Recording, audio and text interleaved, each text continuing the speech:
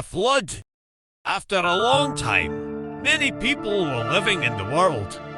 They had become very wicked and violent. It became so bad that God decided to destroy the whole world with a huge flood. But Noah found favor with God. He was a righteous man, living among wicked people. God told Noah about the flood he was planning to send.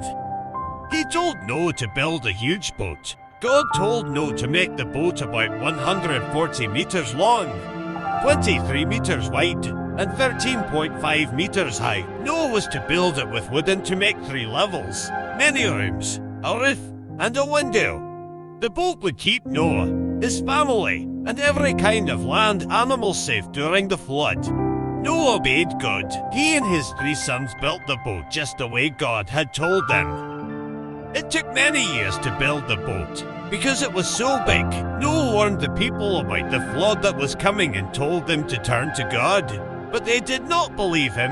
God also commanded Noah and his family to gather enough food for themselves and the animals. When everything was ready, God told Noah it was time for him, his wife, his 3 sons, and their wives to get into the boat, 8 people in all. God sent a male and a female of every animal and bird to Noah so they could go into the boat and be kept safe during the flood. God sent 7 males and 7 females of every type of animal that could be used for sacrifices.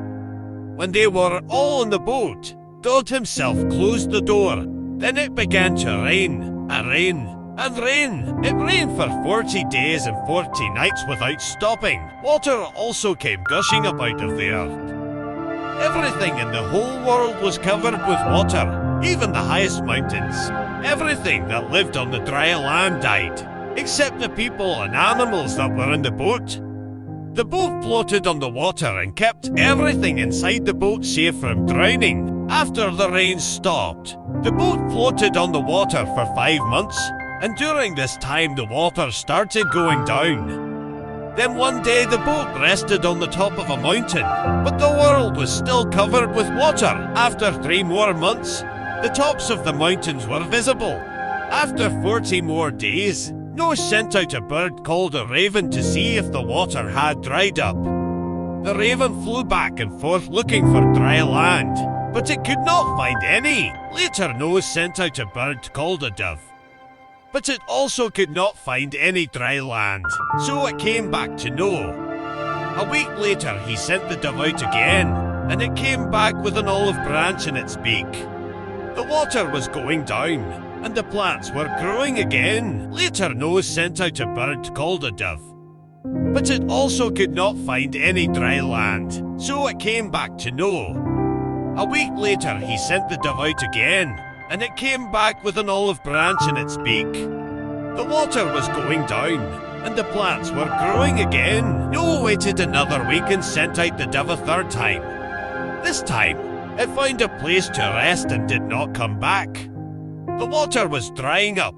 2 months later, God said to Noah, "You and your family and all the animals may leave the boat now. Have many children and grandchildren and fill the earth." So Noah and his family came out of the boat. After Noah got off the boat, he built an altar and sacrificed some of each kind of animal that could be used for a sacrifice. God was happy with the sacrifice and blessed Noah and his family. God said, "I promise I will never again curse the ground because of the evil things that people do, or destroy the world by causing a flood, even though people are sinful from the time they are children." God then made the first rainbow as a sign of his promise. Every time the rainbow appeared in the sky, God would remember what he promised, and so would his people.